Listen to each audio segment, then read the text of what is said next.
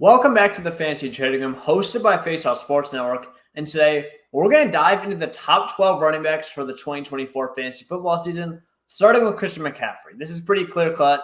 He's the consensus 101 in almost every single format, except Superflex, obviously. But the only knock against him, obviously, I don't really think we need to go for the pros. He's been an insane running back. He's on the 49ers still. Nothing has changed. He is 27 right now, so he's entering that age cliff, which typically has made running backs fall off very hard. That said, he didn't see a drop in efficiency in really any important metrics, so that's just pure speculation at this point. It's worth mentioning, but obviously it's not really a concern at all. At 2, though, we are going to have Bijan Robinson. Here's a little controversial. I know a lot of people are going to have Rashod Hall, maybe even one of the running backs outside of that. But even though he had an underwhelming rookie year, he still was good. He had 14.5 points per game as a rookie. Again, not great based on where he was drafted, but again, it's a solid baseline. Now he gets a massive situational upgrade. It's not like it's just, a little bit of a offensive line, maybe even a small quarterback change. Desmond Ridder to Kirk Cousins, even as an older player coming off an ACL injury, is night and day. He also was second among running backs with 200 snaps and yards created per attempt with 3.82. So it's showing that when he was getting those opportunities, he was fantastic. Arthur Smith just didn't know how to use him clearly, and he's now gone. He was also finished 9th in snap share, so he showed the potential to be a bell cow back. However, he wasn't really let loose to his full extent. Now, the Falcons also should be much better. So expect a ton of red zone trips. They have a 9.5 win total per BetGM, which means they should be leading in games, allowing him to run the ball a lot more, better red zone opportunities, and just more time on the field compared to last year. Now, 3, we're going to have Breece Hall from the Jets. I understand if you want to have him over Bijan. Totally get it. I think the one reason why I'm hesitant against Hall is ACL doesn't matter. He was great. That's clearly not a concern for him. Aaron Rodgers. He's 40 years old, and he's coming off a torn Achilles. I'm much more worried about him just because him and the Jets are just TV for the wrong reasons. It seems like the situation in the organization has no clue what they're doing. They're kind of just trying to make things work and cater to Rodgers, and give him whatever he wants. And if they don't, then Rodgers pushes back, and it's not good for either side. So a lot of concern there, but assuming Rodgers is even half competent, Hall should be much better. Now, the other concern I have with Hall is he had 95 targets in 2023. He's a great pass catcher, but the reason why he had 95 targets is because Zach Wilson couldn't push the ball down the field, something that Aaron Rodgers most definitely can. So I expect that to see a smaller drop. I think that will kind of balance out with the efficiency and, red zone trips like we talked about the Falcons. The Jets are also going to be much better. But still, it is, since in a PPR league at least, receptions are one of the most important stats overall. Again, though, I think that he's going to be phenomenal this year. So at 4, we're going to have Jahmyr Gibbs. And I'll admit, coming into last year, I wasn't super high on him. And it seemed like I made the right decision early on. He wasn't really getting used. The memes about how they wasted their pick were all over Twitter. And then he put up 16.1 points per game with that slow start. Now, the question with him is, what is Dave Montgomery going to be? And I honestly believe that Montgomery is not going to be very great. He had 14.8 points per game, but they invested a ton of draft capital into Jahmyr Gibbs. And I think the fact of how much of a better player he is than Montgomery at this point in his career is going to outweigh everything that Montgomery did last year. How I expect Montgomery to be used. I don't think the Lions, obviously they don't care about fantasy football. So they're not just going to give Gibbs 100% of the carries. But I expect Jahmyr Gibbs to be getting the high-value carries while David Montgomery gets those carries between the 20s. And that's what we call the grinder back, who isn't going to have high-value touches. Sure, he might be fantastic for the Lions, but Gibbs is going to be getting those receptions. He's going to be getting those third down snaps. He's going to be getting a lot of the high-value carries. And I'm just hoping that he can even have a higher role in the red zone than Dave Montgomery due to his fantastic explosiveness and ability to catch the ball. So, again, last year when Montgomery went down in week 10 to 18 is when he came back. So before then, Montgomery was playing. Then he went down. Then he came back in week 10. Gibbs had 51.9% of the Lions' red zone carries compared to Montgomery at 48.1. So even when he was healthy near the end of the year when Gibbs was coming on, we saw a shift in how they run these backs in the red zone, which is massive for Jahmyr Gibbs. Now, 5, we had Jonathan Taylor, and he's one of my favorite running backs to draft this year because I feel like people have forgotten how good he was. He was the 101 just a few years ago. And last year, we had the whole issue with the contract and just everything. He wasn't healthy. It wasn't great. However, he has Shane Steichen, who has expressed his willingness to run the ball in Philly. And the last time the Colts really leaned heavily on Taylor, he had 21.9 points per game in 2021. So I feel like a lot of people are kind of underrating his ceiling. He has the ability to be the running back 1 overall compared to, Jahmyr Gibbs is great. Not sure he has that ceiling. Breece Hall is great. I think he has that ceiling. Same with Bijan. But I think there's honestly a better chance that if everything breaks right for Jonathan Taylor, that he maybe gets to be the running back 1 instead of those guys in front of him. So having an elite rushing quarterback is a blessing and a curse for Jonathan Taylor because Anthony Richardson is going to vulture a ton of rushing touchdowns around the goal line. That's obviously not great, and that sucks for Taylor. However, Richardson, when he goes to hand the ball off, will freeze the linebackers and allow Taylor to get to the second level much, much easier. So it's going to improve his efficiency a ton because obviously the defense has to key in on Richardson pulling it and running it on the read option himself. So I think that'll kind of balance out.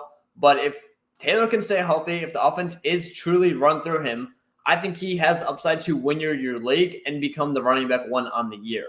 Now at 6, we're going to have Saquon Barkley. Was stuck with the Giants his whole career, and really he had his best years early on, has kind of dealt with the Giants just sucking, injury, all that good stuff. And the reason I don't have him higher than this is because I think he has a cap ceiling as a receiver. Now, we saw Barkley score 24.1 and 18.8 points per game when he had 121 and 73 targets in 2018 and 2019.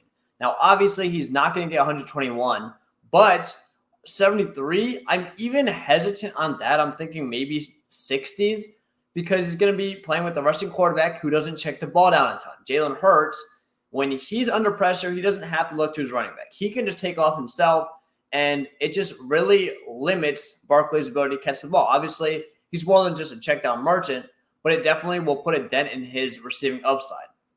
Now, Barkley will be going from the Giants, who have sucked, to a receiving room with A.J. Brown, Devonta Smith. So technically, he's also fighting for targets against them where, maybe he's not the main. Honestly, he was pretty much the main focus in the receiving game for the Giants, and he was the running back.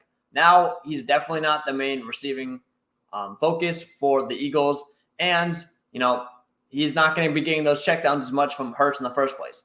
That said, situation, offense, win totals, time on the field, all that stuff we talked about with Breece Hall and Bijan, because their teams are better, is going to be night and day. But I still think that there's enough red flags, enough concern to where it warrants him to be at 6. That said, you definitely have to love how good and how amazing this offense should be in 2024.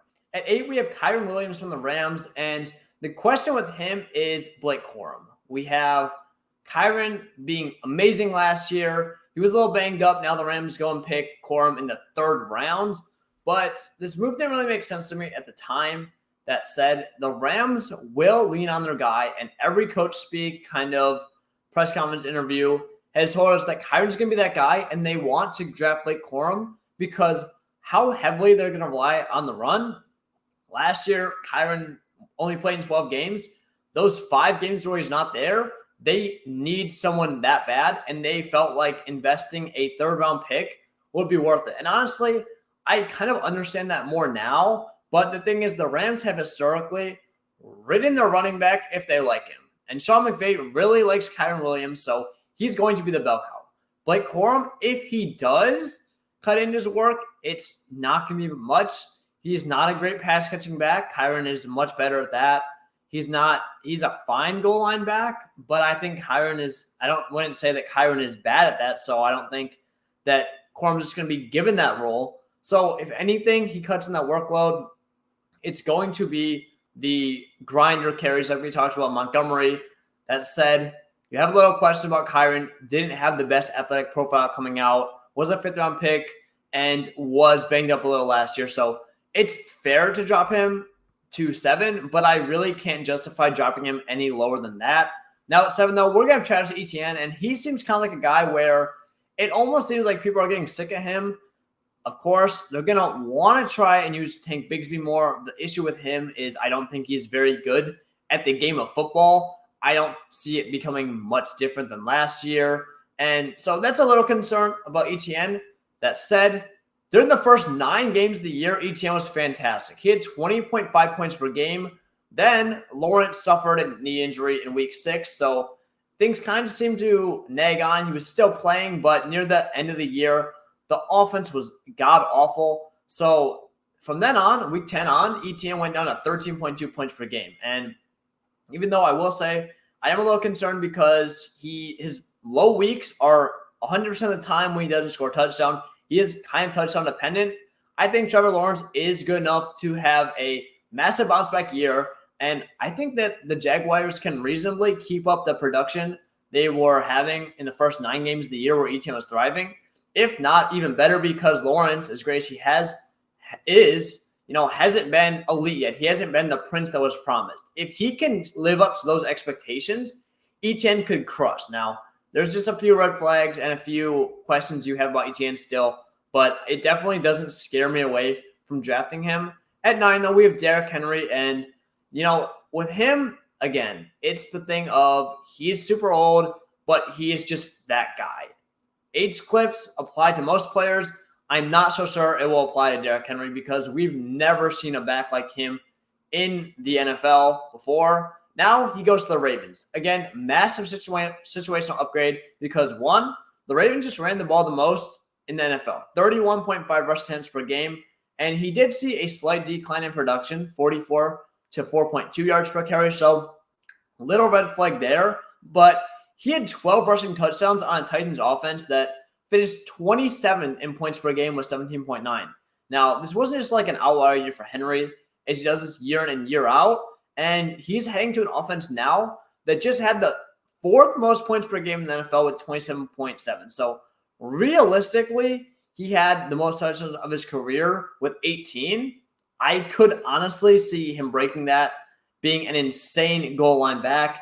Again, he's also playing alongside Lamar Jackson, so touchdowns might be vulture a little bit, but that also should increase his overall efficiency. I think with him, he's older than CMC, so it's really just the age concern that you have to bake into his price. At 10, we have Devon Achane from the Dolphins, and last year his efficiency was nuts. That said, he didn't play in a ton of games. He had injury concerns, and they still have now they have Jalen Wright, Raheem Mostert, so it's kind of a backfield by committee. That said, he had a ridiculous 9.2 yards per carry. I watched the film on him recently, and he just looked like a very good running back. His change of direction, his speed, his burst, his football IQ is phenomenal. So I'm expecting him when he gets an uptick in carries. I don't think that he just thrives off of being, kind of like a scat back guy that can run through the lighter boxes. I think that he is a legit running back.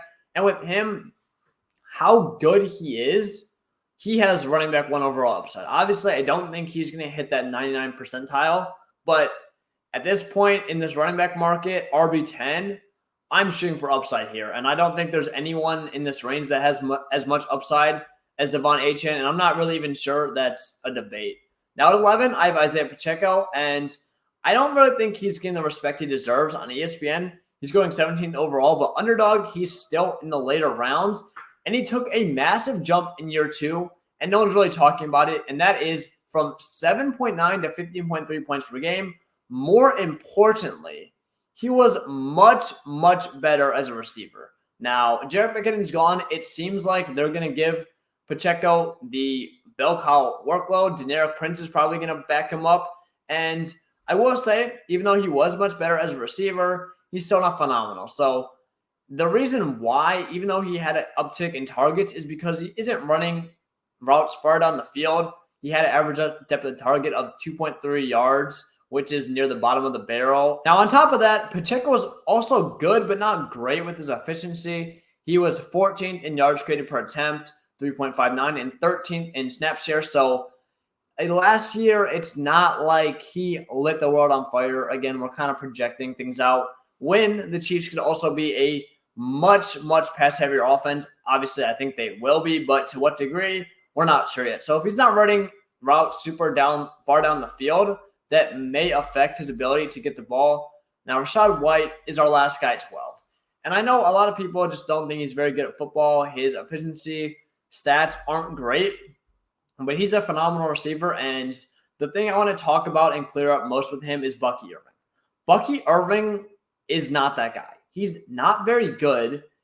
He's a small, undersized running back. The Buccaneers scheme has always favored these bigger backs. In fact, I saw a tweet about how the Buccaneers, or the regime they're currently in, has never featured a running back, as small as Bucky Irving in their whole career. So he would have to be an outlier there. I don't think his skill set's very good. He is a pass catcher that, from watching the film last year, I just saw him getting a bunch of dump offs. His yards created, or yards per catch, was at the bottom of the barrel, which is typically a bad sign for fantasy success. I just don't think that he is going to be anything. I think he's kind of the handcuffed back. It seemed like the Buccaneers went in wanting to get a running back, and it seemed like they never really found a value that they like, and they kind of settled on Irving, and they're saying, okay, he's good enough for now. Maybe we'll try this again next year, because realistically, long-term, this makes no sense. Bucky Irving was touted to be a pass catcher, and that's what Rashod White is. So I don't understand the pick. I don't really think that Irving's going to have much of an impact this year. And what that means for White is, we'll just keep it pretty straightforward. He was amazing last year. If Irving doesn't come in, similar offense, he's going to be very good again next year. That being said, though, that's going to wrap things up. Again, let me know in the comments if you disagree with this list, or if you agree. Let's have some debates down there. But please like, comment, subscribe, and I'll see you guys in the next one.